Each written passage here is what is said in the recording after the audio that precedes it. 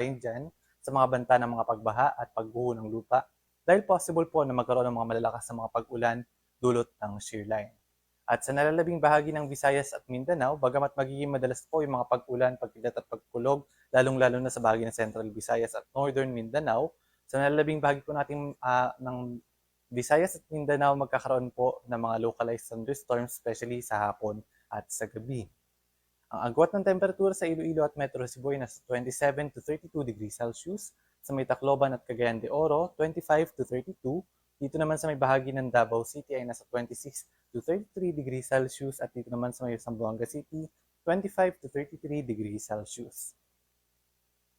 At para naman sa lagay ng ating karagatan, sa ngayon nananatiling nakataas yung ating gale warning sa mga baybayin ng Ilocos Norte, Batanes, Cagayan kasama na yung Babuyan Islands, sa may Isabela, Aurora, northern coast ng Quezon, at gayon din sa may Camarines Norte, Albay, Sorsogon, at sa may northern and eastern coast ng Catanduanes, northern and eastern coast ng Northern Samar, sa may eastern coast ng Eastern Samar, at gayon din sa may Dinagat Islands, at sa eastern coast ng Surigao del Norte.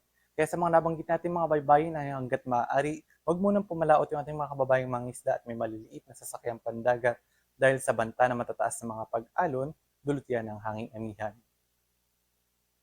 At para naman sa ating 3-day weather outlook, simula bukas araw ng Biyernes hanggang sa araw ng Linggo sa mga pangunahing syudad ng ating bansa, dito sa Metro Manila, generally fair weather conditions, gayon din sa Baguio City, and most of northern and central and southern Luzon, dahil pa rin yan sa epekto ng amihan. So asahan po natin, maliwala sa panahon, medyo malamig na panahon, at magkakaroon lamang ng mga pulupulong mga pag-ulan o may hinang pag-ulan o pag-ambon. At dito naman sa May Legazpi, inaasahan naman natin ang maulap na kalangitan na may hinang pag-ulan simula bukas hanggang sa araw ng Sabado. Ngunit sa paglapit nga ng low pressure area o nung sama ng panahon na ating babantayan sa araw ng Linggo ay magkakaroon na rin ng mga kalat-kalat na mga pag-ulan, pagkidlat at pagkulog dito sa may bahagi ng Bicol Region. At sa may bahagi naman ng Visayas, inasahan natin na bukas hanggang sa Sunday ay magiging maulan po yung ating panahon. Pinag-iingat yung ating mga kababayan sa banta ng mga pagbaha at pagguho ng lupa. Dulot po ito ng pinagsamang epekto na ng shear line at yung unti-unting paglapit ng sama ng panahon na ating binabantayan. At dito rin sa Metro Davao, magkakaroon ng mga pag-ulan simula bukas hanggang sa araw ng Sabado. Ngunit pagdating ng araw ng Linggo, ay generally fair weather conditions maliban lamang sa mga isolated rain showers and thunderstorms, although magiging madalas po sa buong maghapon yung mga pag-ulan, pagkidlat at pagkulog.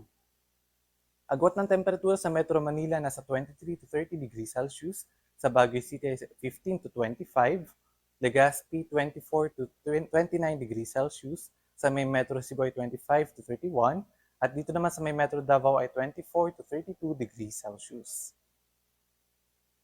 At ang ating sunrise ay 5:57 ng umaga at lulubog naman ang ating araw ng 5:24 ng gabi.